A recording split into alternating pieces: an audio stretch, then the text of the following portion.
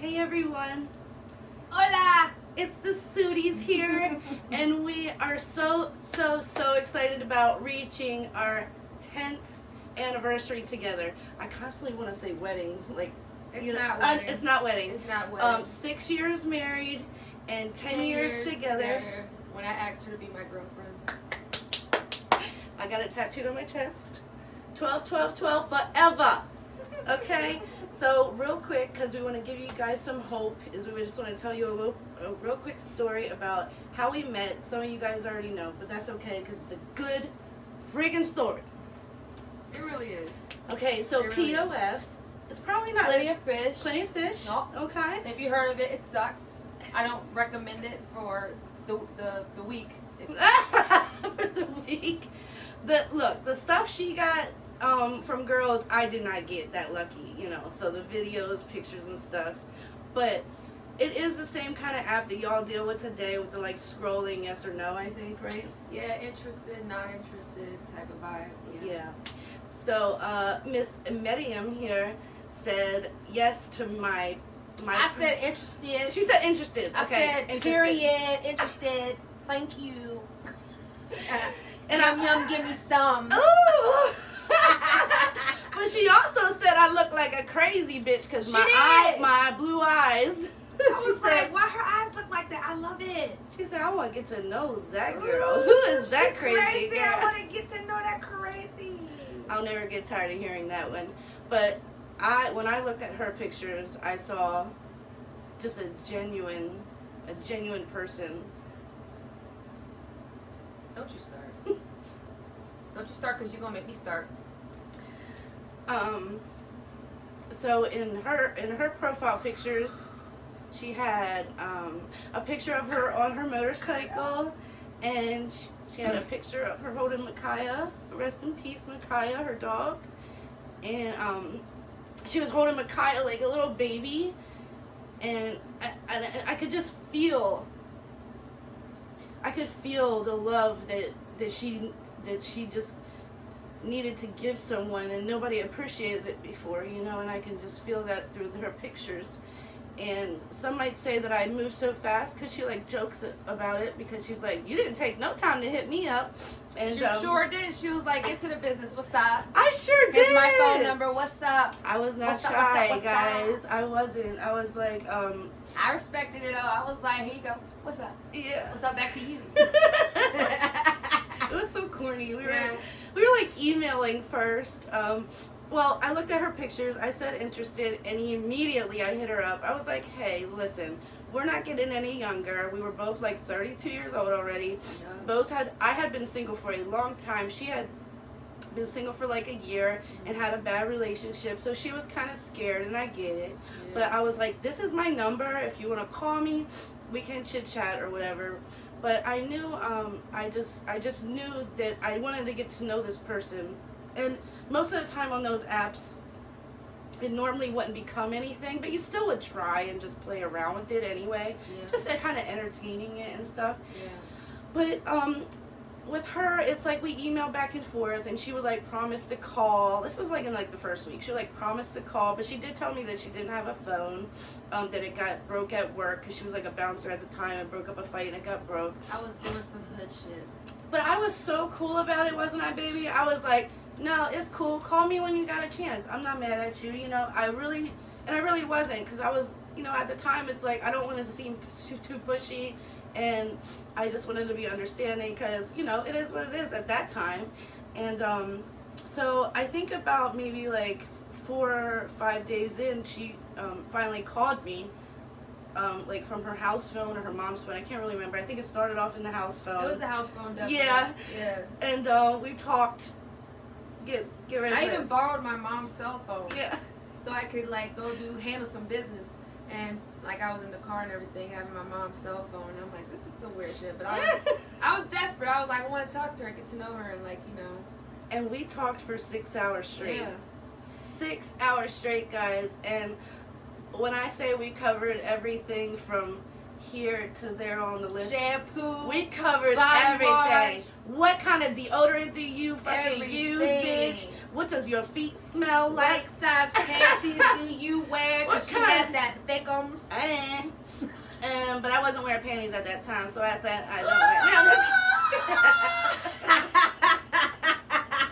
hey, it is what I know it that's is. right. And I definitely told her that for sure. I was like, this girl I don't ain't wear no mad at it. panties. I ain't mad at it. I want to see it in person though. Yeah. What's that? Gosh, so that was all around November, late November. I want to say in the 20s something, probably, when we first had our conversation. And we just, I swear to you, and I know this sounds so cliche, the first time we talked on the phone, and we hadn't even known each other for a week yet, I wanted to say I love you when I hung up. Because, I mean, I know I kind of did too, but I thought it was just me. no, I was like, God, why did I just, we hung up, and I was like, Sick. why did I just want to tell her I love her? I don't even know this freaking But girl. it was like something very familiar about you. And I told you, I told her that from jump start. I was like giving her some line. I'm like, nah, something about you is like real familiar. I don't know what it is. Well, It was not no. when she found out I was a stripper, because when I was a stripper when we met, when she seen you found out, somewhere before. and I was like, you know how many times I hear that? No, I really with, did. Come I with was a better like, line, shorty. something inside of my whole thing was like, you been here before, lady. You know what I'm saying? What's up? And then she was like, well, maybe that's it. Maybe I saw you in a club. I was like, no, you wouldn't have been in any clubs I was working at. Yeah, so that's for sure. 'Cause I would have gone home. I'd been like, hey, I'm taking that. Oh. And we about to go ahead and chit chat. I definitely would have spent my time at the club with Miriam at the table with her, jocking in pockets. No, I'm just kidding. I actually, because Miriam was really like, she didn't like to get, she was very picky when it comes to dancers. So, but she swears that she would have been into me. Oh yeah, you For should have sure. saw her dancing. Like the first time I came in the spot, I was just like, what? She did. She came It and was. saw me. I was mesmerized. I was like, I mean, it was graceful. It was delicate. It was beautiful. Everything. Her dancing was breathtaking. I mean, I could have, and that's why I started to get mad because I was like, this should be just for me. Yeah. I don't appreciate everybody, drooling over something that I get to take home. So I got a little insecure for a little bit. And then I had to quit. Yeah. And then I had to quit. But I understood it. It didn't matter to me. We were so broke at the time. I was a single struggling mother who was dancing to pay bills, and I had my own place, of course, and my 2 young kids, and she had a good job and all.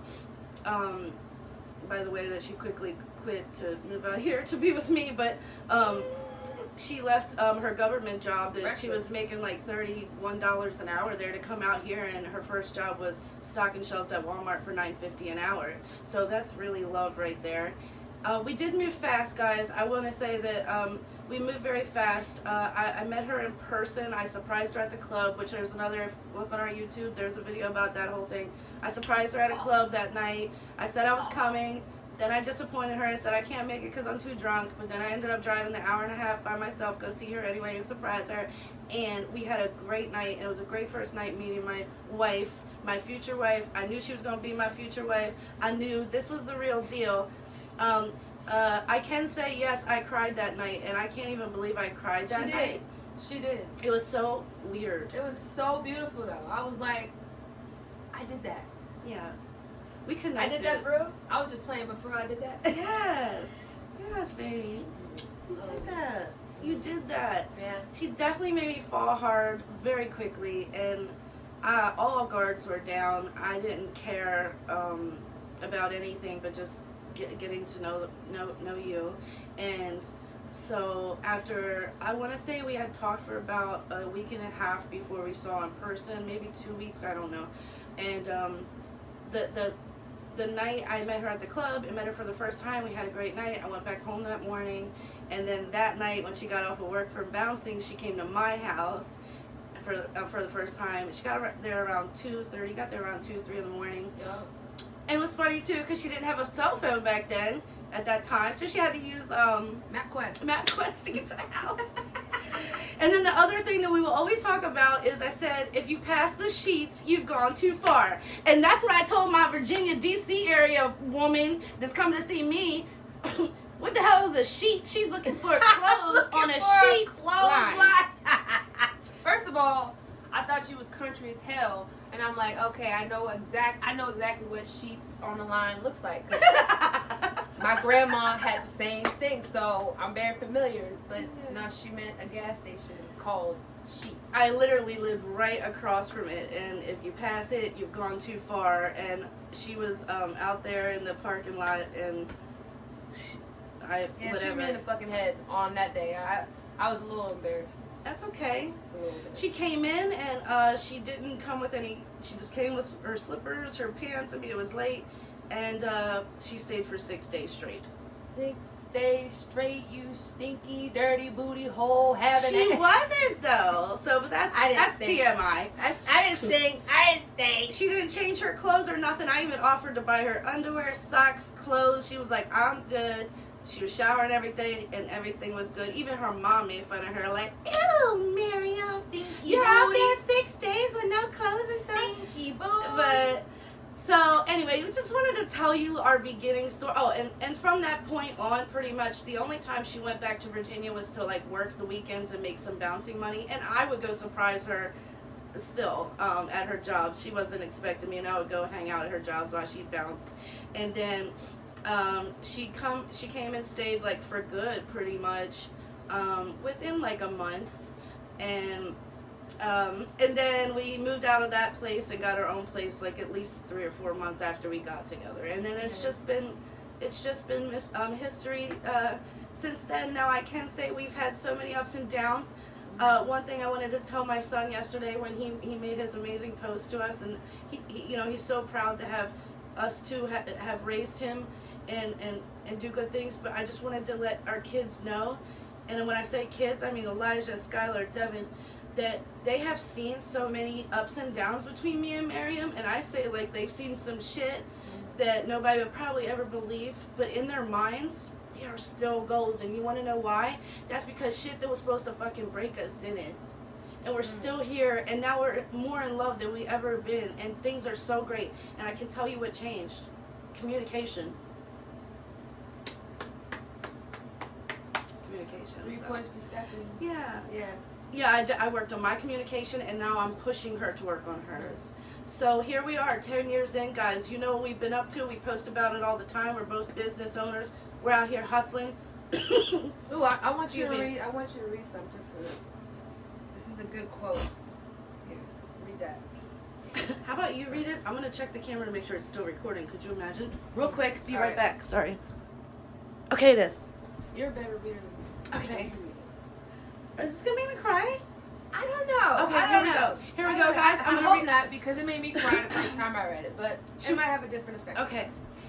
We are all seeking that special person who is right for us. But if you've been through enough relationships, you begin to suspect that there's no right person, just different flavors of wrong. Why is this? Because you yourself are wrong in some way. Damn. And you seek out partners who are wrong in some complementary way. But it takes a lot of living to grow fully into your own wrongness. And it isn't until you finally run up against your deepest demons, your unresolved problems, the ones that make you truly who you are, that we are ready to find a lifelong mate. Only then do you finally know what you are looking for. You are looking for the wrong person. But not just any wrong person. It's not to be the right wrong person. Someone you lovingly gaze upon and think, this is the problem I want to have. I will find that special person who is wrong for me in just the right way.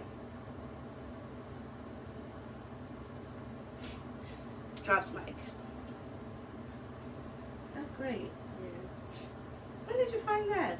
Look at Today. you with surprises. So anyway, we just want to express our love to y'all too for always showing us so much love and saying goals and all this. Like I said, we're not perfect, but we hope that a lot of you couples and a lot of you young people can look up to us and be like, I want to be like the Sudis when I am 40, because that's how old we are. And just experience love, real love, and just don't be scared of it. I wasn't scared. She was scared. she didn't take me for real. I don't even know how long we have been together. I took her for real. Jump. Posting on the Facebook, like, baby. Automatic right away. I was like, she no. She was a little skeptical because she had recently been hurt. I had not. And I didn't even care. I just jumped head on in, and we jumped head on in. And like I said, we were engaged 4 years later, and here we are 10 years later. So I love you, baby. I'm so in love with you. I thank you for everything you do for me. She is the best wife. I know she says I am, or how she gets so lucky, but guys, everybody who knows me, I'm the lucky one. And I love you. And anyway, happy 10-year anniversary to us. And we are definitely going on another 10, because most couples, once they get at that 10, if they even make it there, they done. Another 10. That ain't gonna be us. And then another 10. Okay, and we're gonna another 10. And we are gonna renew our vows too at our 10th wedding anniversary, which is in 4 more years. We're gonna renew our vows, and we're gonna party the fuck up. And we love you guys. Okay, so we're gonna end this. Hopefully you guys enjoy this video and go out there and try some dating apps. I'm not saying